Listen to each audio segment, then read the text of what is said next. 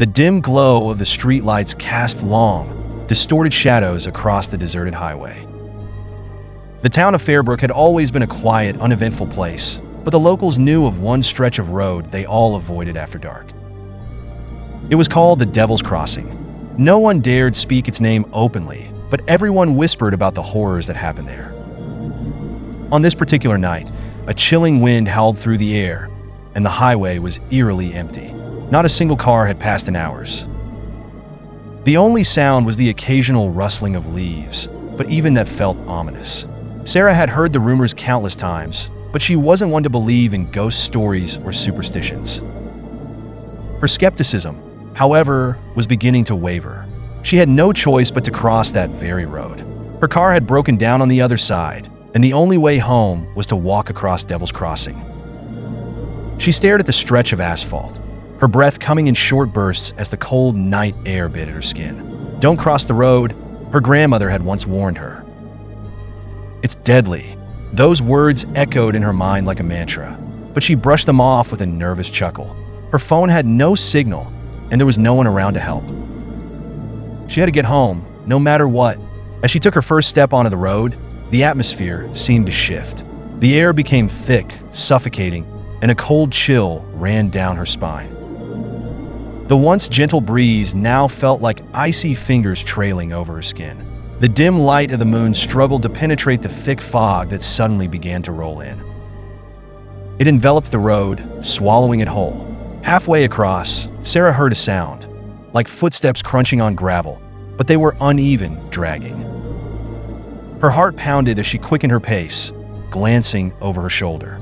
There was no one there, just my imagination, she whispered, trying to calm herself, but the footsteps continued, growing louder, closer. She froze. The fog thickened around her, making it impossible to see more than a few feet ahead. Panic gripped her as she tried to remember the way back, but it was too late. The road seemed endless, stretching on for miles in both directions. Then she saw it, a figure emerging from the fog. Its silhouette was distorted, tall, and thin, with long arms that seemed to stretch unnaturally toward the ground. Its head was cocked at an odd angle, and the dragging sound continued as it moved closer. Sarah's breath hitched as she stumbled backward, her legs trembling. The figure stopped, standing still in the middle of the road, just a few feet away. Its eyes, or what appeared to be its eyes, glowed a sickly yellow, piercing through the fog like two orbs of pure malevolence. "Don't cross the road," a voice whispered, though it didn't come from the figure. It seemed to come from everywhere and nowhere all at once. The words were sharp, cutting through the silence like a knife. Sarah's legs felt like lead, but she turned and ran, her heartbeat pounding in her ears. The figure didn't move at first, but as she sprinted, she heard it again, the dragging footsteps, faster now, chasing her. She ran faster than she ever had in her life, but no matter how far she got, the road stretched endlessly before her. The town, the buildings, the familiar landmarks, they were all gone. All that existed was the road, the fog, and the relentless sound of footsteps behind her. Suddenly, Sarah tripped, falling hard onto the asphalt. Her hands scraped against the rough surface, and she felt the sting of blood, but there was no time to think about the pain. She scrambled to her feet, but it was too late. The figure was upon her. It stood over her, impossibly tall, its face now visible through the fog. It was pale, almost translucent, with hollow eyes and a twisted, mocking grin. Its mouth opened, but instead of words, a low, guttural growl escaped its throat.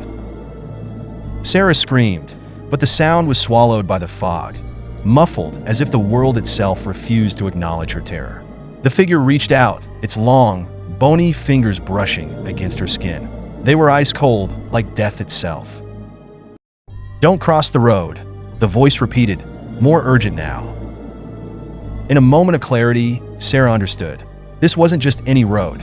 It was a boundary, a place where the living and the dead were not meant to cross paths. She had broken the unspoken rule, and now the consequences were coming for her.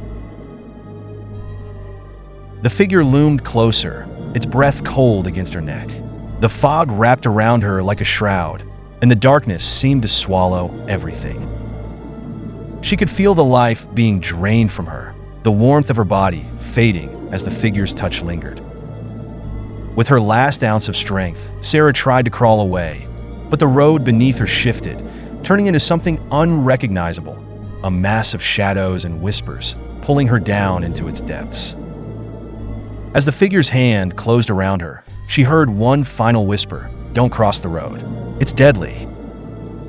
And then there was nothing but silence. The next morning, the sun rose over Fairbrook, casting a warm glow over the town. The road was empty, save for an abandoned car on the other side of the highway. No one would ever find Sarah.